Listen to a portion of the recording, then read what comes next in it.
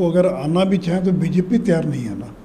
और रामदास अठावले न तो बीजेपी के प्रवक्ता हैं ना एनडीए के प्रवक्ता हैं, वो एक पार्टी के नेता हैं, केंद्र में मंत्री हैं, तो उनका व्यक्तिगत विचार होगा, उनकी सदिच्छा होगी। लेकिन बीजेपी ने अपने सारे दरवाजे बंद कर रखे हैं और बीजेपी ने तय कर लिया कि नीतीश कुमार अगर नाक भी रगड़ ले, कुछ भी प्रयास कर लें, अगर चाहें भी तो भी बीजेपी उनको स्वीकार नहीं करेगी। अब देखिए वो तो एक बोझ बन चुके हैं। अब तो राष्ट्रीय जनता दल भी उनको बहुत दिनों तक ढो पाएगी, ऐसा मुझे संदेह लगता है। अब वोट ट्रांसफ़र करने की उनकी क्षमता खत्म हो गई। पिछले विधानसभा चुनाव में देखा कि अगर नरेंद्र मोदी नहीं आते तो 44 सीट वो नहीं जीत पाते। तो इसलिए राजनीति में अगर आपकी वोट की ताकत आपके पास है तब तो आपका महत्व है, नहीं तो उसका कोई महत्व नहीं है। तो इसलिए रामदास अठावले क्या बोलते हैं उसका बीजेपी के नीति और निर्णयों से कोई संबंध नहीं। आज नीतीश कुमार बैठक भी कर रहे हैं सर अपने पूर्व सांसदों विधायकों के साथ पार्टी को मजबूत करने को लेकर, लोकसभा चुनाव को लेकर कुछ होगा इस बैठक से, क्या लगता है? देखिए नीतीश कुमार घबराए हुए हैं। जिस नीतीश कुमार ने आज तक कभी विधायकों से, एक एक विधायक से मिलकर बातचीत नहीं की, तो 13-14 साल के बाद पहली बार एक एक विधायकों को बुलाकर बात कर रहे थे। कभी पूर्व विधायकों की बैठक नहीं बुलाई, उनकी बैठक बुला रहे हैं, तो घबराए हुए हैं। क्योंकि जदयू का कोई भी विधायक, सांसद या वर्तमान या पूर्व, वो तेजस्वी को सीएम स्वीकार करने के लिए तैयार नहीं, उत्तराधिकारी स्वीकार करने के लिए तैयार नहीं है। तो रिवोल्ट का खतरा है, विद्रोह का खतरा है, इसलिए वो लोगों के घर जा रहे हैं। अभी देखा कि आज तक कभी किसी मंत्री के यहाँ नहीं गए, लेकिन विजय चौधरी जी के यहाँ गए, विजेंद्र यादव के यहाँ गए, अशोक चौधरी के यहाँ गए। तो भाई मुख्यमंत्री भी आप हमेशा जाते रहे हो तो कोई बात नहीं, लेकिन आज तक आप किसी मंत्री के घर नहीं गए शादी विवाह या वैसे अवसरों को छोड़कर। ये क्या दर्शाता है?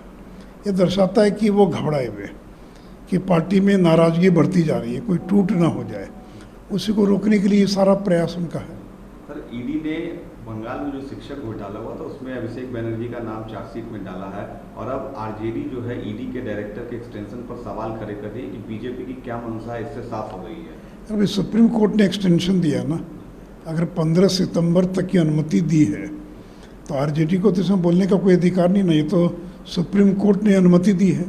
सुप्रीम कोर्ट अगर अनुमति नहीं देता तो उनका एक्सटेंशन नहीं होता।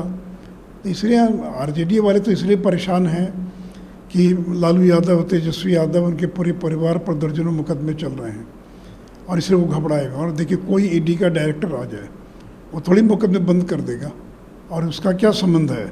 अरे ये तो पद पर कोई सीबीआई का डायरेक्टर, कोई ईडी का डायरेक्टर रहता, लोग आते रहते हैं जाते रहते हैं, उसे केस मुकदमों के निष्पादन पर कोई फ़र्क थोड़ी पड़ता है।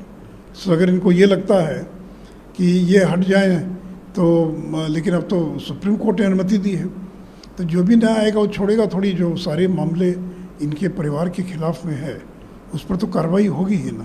सर आप संसद के सदस्य हैं, मणिपुर टीम गई हुई है, कल भी आपने बोला था, लेकिन अधीर रंजन चौधरी कह रहे हैं कि आज मिले हैं वहाँ के गवर्नर से, स्थिति बहुत खराब है और केंद्र सरकार इस पर जवाब नहीं दे। नहीं ठीक है, तो लोकसभा का सत्र चल रहा है ना, राज्यसभा में हम डिबेट के लिए तैयार हैं।